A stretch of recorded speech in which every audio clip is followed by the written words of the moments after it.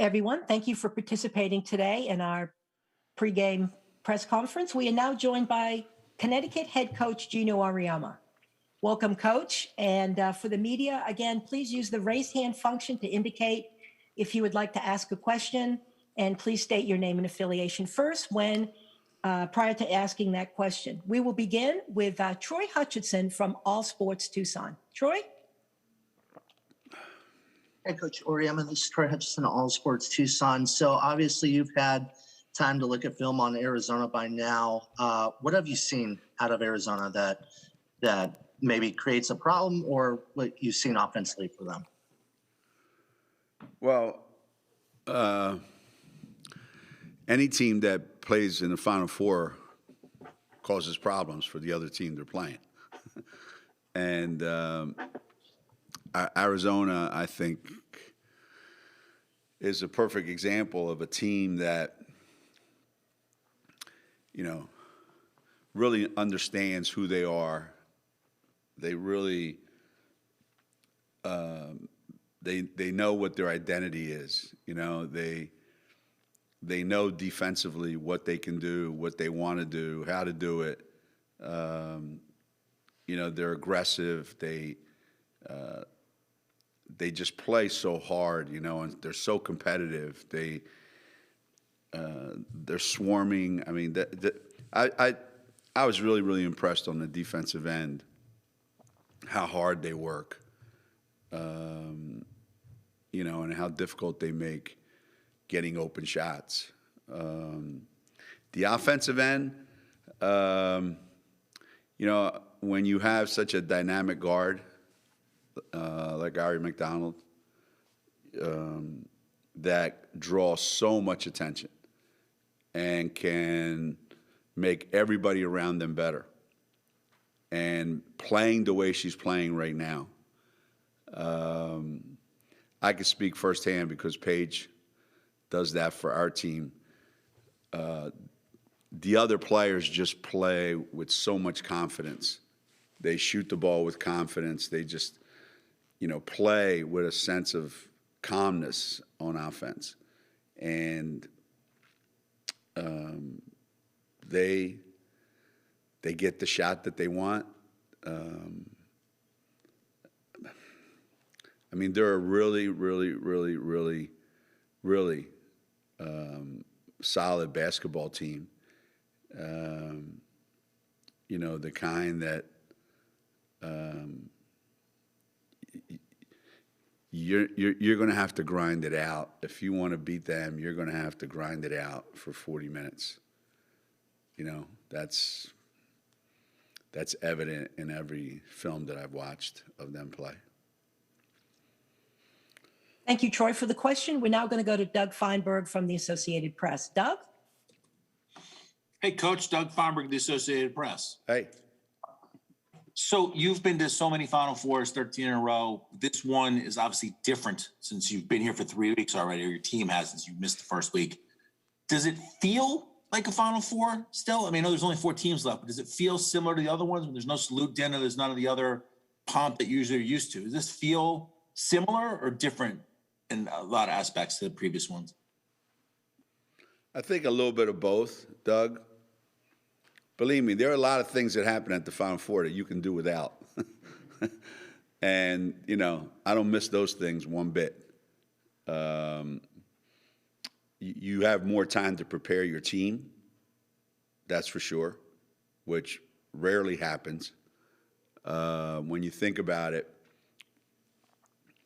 most of the other Final Fours, the way they are now, it's so unfair to the team that plays Tuesday night. A team plays Tuesday night, they get on a plane, they've got to fly someplace, they're there Wednesday, they get 1 day to prepare, and then they play Friday night. So it's so unfair. And it's unfair to the team that plays on Monday night because it's such a shortened amount of time that you have to actually prepare. So in that respect, there's been more time for the teams to kind of get their breath, settle in, and kind of just stay in the routine that they were in. So in that sense, it doesn't feel like, you're flying in and all the hoopla of the Final Four. When the teams won Monday or Tuesday and they went back to the hotel, there wasn't like 1,000 boosters there waiting there and hats and everybody celebrating and, hey, let's go out to dinner and have a couple, drinks and whatever. It was like, where's our box lunch? So obviously it's different. But from a purely basketball standpoint, I think that's the same. You have to win 2 games to win a national championship, and the players know that, and all the coaches know that. So in that respect, it's the same. Thanks, Coach. Our next question will be from Michelle Smith, Pac12.com. Michelle? Hi, Geno. Hi. Along the line of what Doug was asking, the opposing team, a new team to the Final Four, there's a lot of stuff that usually goes on. Adi is going to have more time to prepare for this game against your team than she might have as a first-time Final Four entrant. Do you think that factors into how the game goes Friday night? Probably. And I think the other thing that factors in is you do have a lot of time in that town to sit around, so it could go the other way too. You've been like stationary the whole time, so there's pluses and minuses to it. When you look on the men's side, they finish playing their games on Sunday, and then they have Monday, Tuesday, Wednesday, Thursday, Friday, and then they play Saturday in the most important game of the year. So they probably go home Monday, Tuesday, and probably Wednesday, and then come to the Final Four. So right now, Arizona's missing all that. And that, I think, can be a benefit. I always thought, there's, for better or worse, Michelle, there's a lot of hoopla that surrounds our program. Our kids are used to dealing with, we call it the circuses in town, Uh-huh. So when we get to the Final Four, it's like everything else we do a lot of times during the year. But for some teams, when they fly in and they land and they see and the signs and the TV and everything the way it's set up and the bigness, how big everything is, how long the media is, how much attention from the media, how many photo shoots, and it distracts kids, and it becomes maybe more about everything but the game. So I think Arizona is going to benefit a little bit from. Don't get me wrong; those kids are missing out on a lot of fun, but I think they're going to benefit from not having to go through all that. Thank you, Michelle. The next question will come from Kurt Burmester, TSN. Kurt? Coach, so I'm not going to make you revisit the last play of the game against Baylor, but since then there's been a lot of talk of foul, non-foul, and Aaliyah, freshman, was right there. Have you had any conversations, or do you have a conversation with a freshman like that to help her just move on from that before you get to your next game? Well, there were 2 of our players there, Aaliyah and Liv, from what I understand. From what I could see, there were 2 of our players there. And no, I just said, hey, we made a great play. We won. That's it. The thing you want to stress is all the time, throughout the year, this is a point of emphasis in everything that we do, is do not put yourself in a position where the officials are going to get to decide the game. So you keep reminding yourself that. You keep reminding your players that. Where the officials have to make a decision. And whether that decision is in the first quarter, second quarter, third quarter, or at the end of the game. So you try not to do that. That's why year in and year out, we foul less than any team in America, because we really, really, really harp on that. So it's, this wasn't, anything other than that. Reiterating that conversation. Thank you, Kurt, for the question. Next question will come from Michelle Vopel, ESPN. Michelle? Yeah, Coach Auriemma, I think you go back decades, 2 decades, maybe at least, that the way UConn was playing was the way now we see being successful at the pro level. That there were things you guys did, the way you teach your kids to read and react and move. Do you, in other words, the game flowed up from college to the pros. I think it's very fair to say. Do you feel like the sport in general, with the way that we see it played in women's basketball, are you happier, or do you like the way that it's being played now by the best teams, both professionally and in college? Yeah, Michelle, I really do. I always envisioned basketball as being a fluid sport where there was freedom of movement, and all 5 players were involved in the actual winning of the game, and that you didn't have specialists, so to speak. It has evolved, obviously. I think us being the beneficiary of, seeing what other people are doing. Like, for instance, the NBA is usually at the forefront of a lot of this stuff.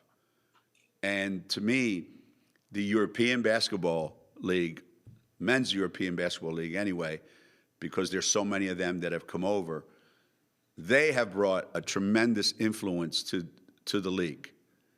And the skill level of the players that have come over has transformed the game, where there are no longer differentiations between guards and forwards. And the skill level of American players, men and women, there's no differentiation anymore between that's a guard, that's a forward, that's a center.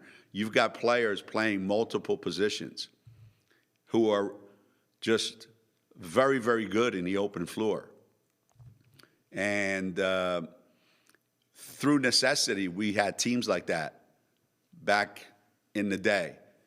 When we had to play like that, because we didn't have the ability to play like this, to pound it inside.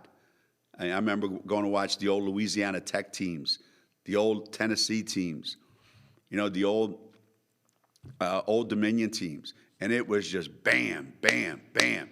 And they would just wear you out with their post game, and the defensive, the physicality of the game. And we couldn't play like that because we didn't have those players.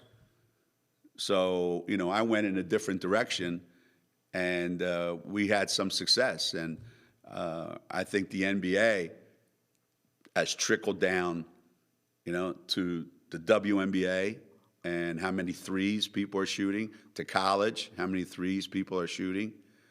So I think the game has taken on an international look, rather than wham, bam, slug it out. That's why I wish they would move our line back to the men's line. I was so disappointed when they kept the line the way it is. So disappointed. Like 2 lines on the floor, please. Like another indication that we're not capable. I've got kids that were 12 in Europe coming over here and shoot it like it's a layup. But American kids can't, college kids can't.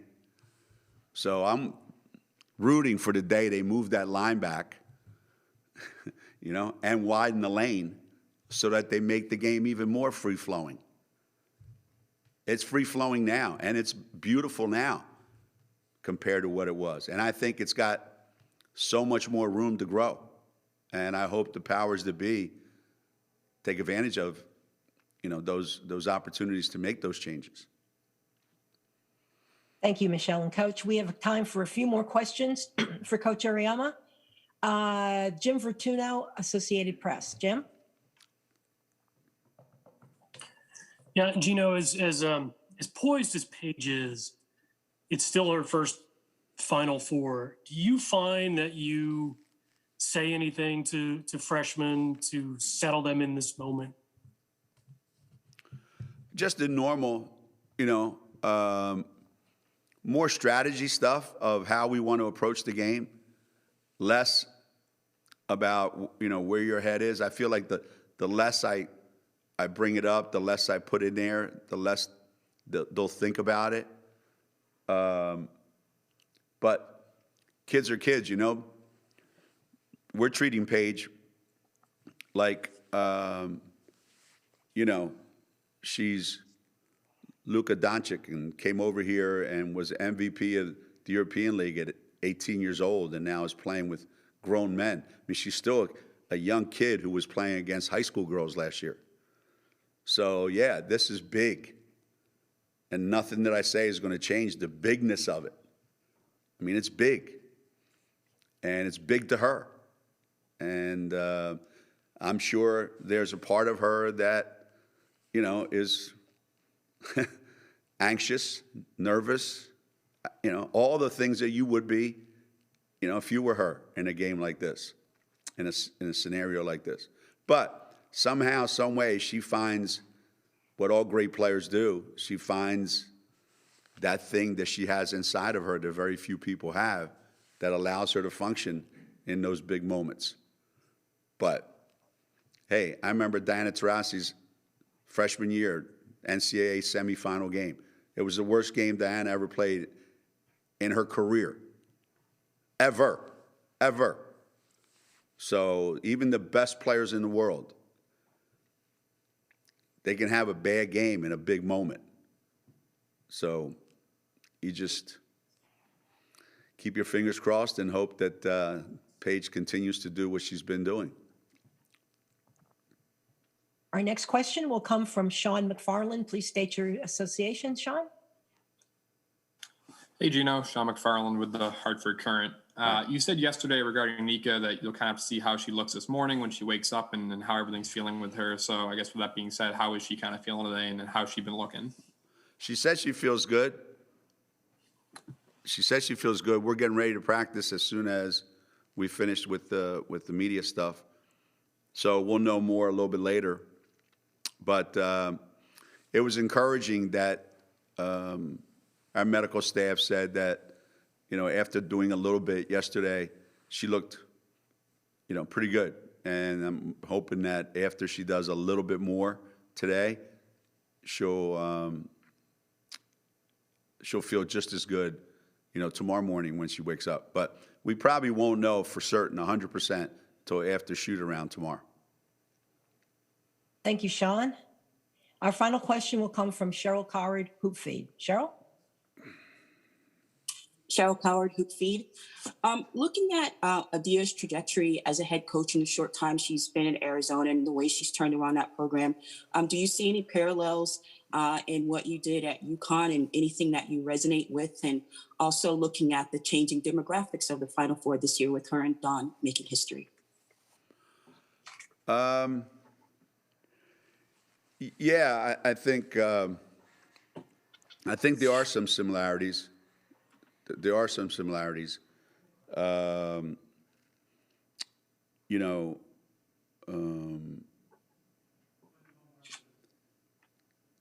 program that I took over and the school that I started coaching at is nowhere near where Adia took over.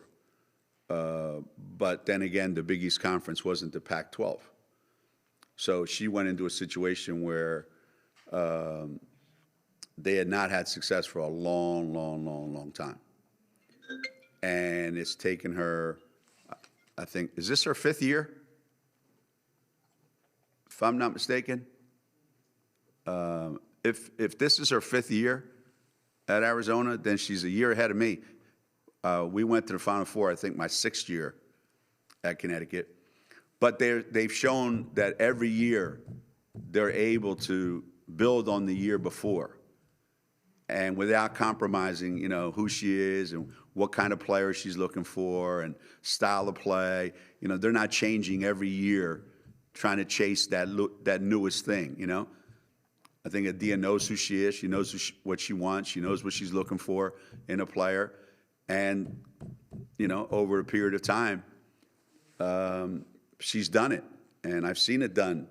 Sherry Cole did the same thing at Oklahoma. Scott Ruick did the same thing at Oregon State. Quentin Hillsman did the same thing at Syracuse.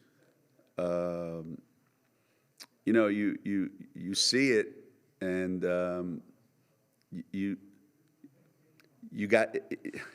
can't help but be impressed because you know how much goes into it, and the changing demographics. I mean, that's been in the works a long time.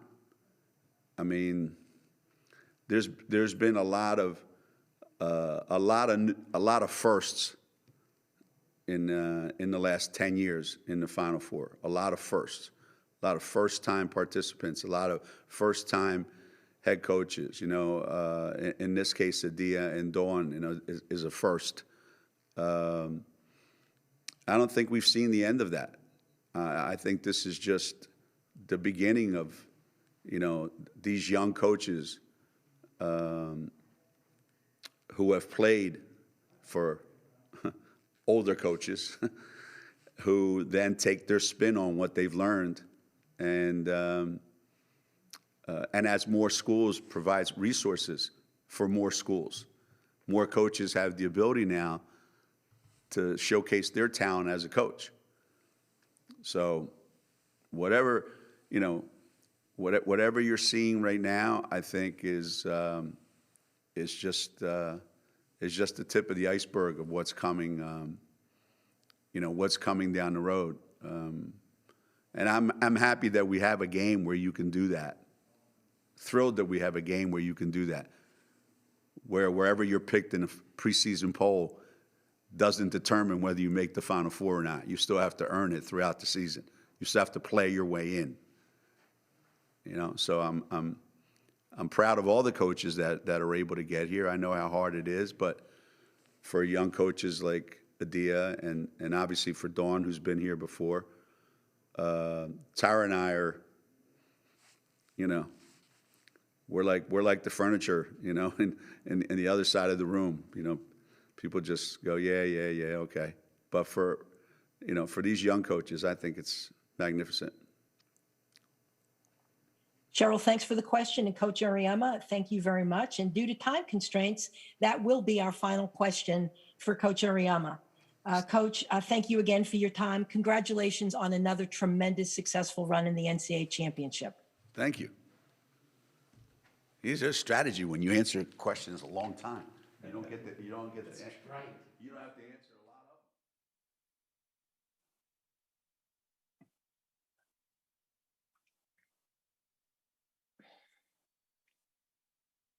Folks, Christyn Williams will join us momentarily for some questions. Junior guard Christyn Williams, she had 21.7 rebounds in the Elite Eight game against Baylor. And here she is. Congratulations for the advancement to the Final Four, Christyn. I will get some questions rolling your way momentarily. The first one will be from Howard Megdal. Howard? And Christyn, congratulations and welcome back to the Final Four. My question for you is a relatively simple one. I am old enough to remember when you were the #1 overall player coming in, and there was a lot of conversation around you. It seems like even despite the fact that you're 20-plus points the last couple of games, that you defended Caitlin Clark, for instance, and have been taking on those assignments all year. You're a little bit under the radar, and I wonder how you feel about that, #1, and #2. Does it feel in part like you're able to take some of the pressure off of Paige as she's going through what is obviously a very impressive season in her own right? Yeah, I mean, I'd say I'm under the radar, but that's just fueling my fire. Um, I've had my ups and downs throughout the season, and I probably haven't played to the standard that people thought I was gonna play at, but I'm still working hard and I'm still growing my game, and that's all that matters. So I'm just playing with a chip on my shoulder. I just want to win. It's not all about individual accolades at this point. Like, I just want to win, and that's always been the goal. And Paige has handled everything so good. She's an incredible person and player, and I feel like she's handled everything that's been thrown her way very well. So. Thank you for the question, Howard. We'll now go to John of Global Traveler. John? Hi, Christyn. Thank you for your time and congratulations on everything so far. As a fan, the game against Baylor was just fantastic. I mean, it couldn't be any more exciting. As a player, obviously you like an easier win, but do games like that, are those the type of games that really, make you love the sport, make you love the game? Of course. That's why I came to UConn, to play in games like that. It was very exciting, super competitive. And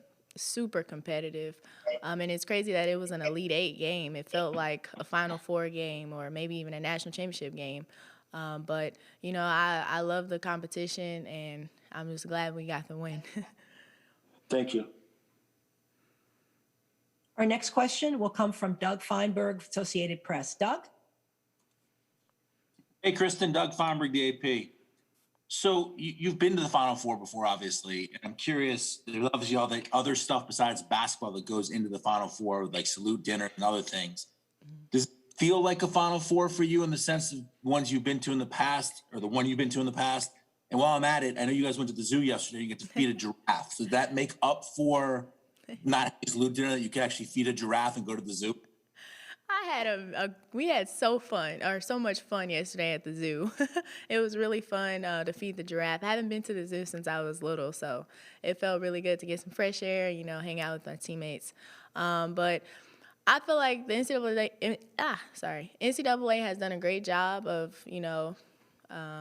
trying to do everything that they possibly could for the Final Four. Obviously, it's not like the Final Four from freshman year, but, they've done a great job, considering the circumstances. So to answer your question, yes, it feels like a Final Four, but it is very different from freshman year. Thank you for that question. We will now go to Faith Woodward. Will you please identify your affiliation, Faith? Hi, Faith Woodard with Nexstar Media Group. Question for you, and it's a pretty, lighter question I've been asking a lot of the players throughout the tournament. Can you walk me through your pregame ritual, and if that's changed at all now that you're, here at the tournament? I know a lot of players that I've spoken to, listen to music, or they take that shower, or they got to take a nap or eat a certain snack before they play. What is your pregame ritual that gets you in the mode to say, I'm ready to compete, for this game? Well, we usually have pregame, and then I take a nap, and then I wake up and I shower, listen to some old school R&B. Got to get my good vibes going, and then I go get taped, and then we're headed to the gym. Nothing spectacular, but that's kind of my routine. What is that old school R&B? I need to know some of the hits on your playlist. Some Anita Baker, some Shaka Khan. I'm talking about old school, so some Tupac, good vibes. Perfect, thank you. Mm-hmm. Thank you for that question. We'll now go to Troy Hutchinson, All Sports Tucson. Troy? Hi, Troy Hutchinson, All Sports Tucson. For somebody that hasn't watched UConn outside of the tournament, how would you describe your team? You said outside of the tournament? Yeah. I'd say, we have great team chemistry, great team camaraderie, and you could just tell by the way we play. We love each other. We have a lot of fun. We're very relentless, and we're super, super competitive. All right, our next question will come from Michelle Vopel of ESPN. Michelle? Yeah, Christyn, you've already faced some obviously really good guards throughout the season and in this tournament that you've done a terrific job on individually and with your team defense. Can you talk about the challenges that Arie McDonald presents and how you approach guarding somebody like that? Yeah, she's a great player. She's very quick. She can shoot. She can get to the basket. She can create space for herself. So I mean, she's a handful, and we know that coming into the game. It's gonna take a total team defensive effort to contain her. And yeah, we just have to contain her. But my mentality going into the game is just like when I had to guard Kaylin Clark and all the other, good guards that I've faced throughout the season. So. Thank you, Michelle. We'll now go to Bob Joyce from the UConn Sports Network. Bob? Thanks, Barb. Hey, Christyn. First of all, is there any Earth, Wind, and Fire in that R&B for you, kid? Yeah, a little bit of everything. Good. Does Arizona remind you of any team that you've played so far this year? Or are they an entirely different look?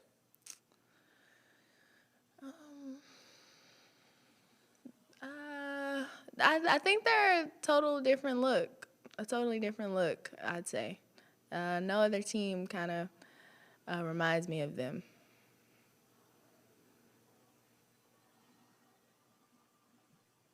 All right. Thank you for that. Is there a follow-up question, Bob? No, I'm good, Barb. Good to hear your voice, too. Christyn, have fun tomorrow night. Thank you.